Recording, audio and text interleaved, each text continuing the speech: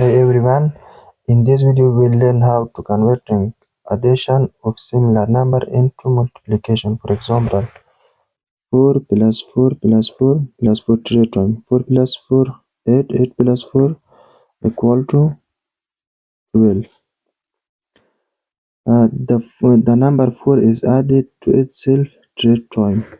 All of these numbers are the same, so they equal numbers. Using multiplication is the quickest way to write this number. The number is added to itself for three times.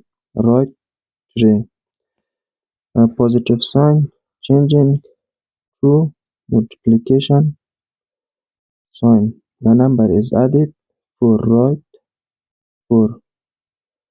3 times 4 equal to 12. In multiplication, the first number show how many times the second number is added. In this example, 3 and 4 are the multiplication factor and 12 is the product. Thank you for watching.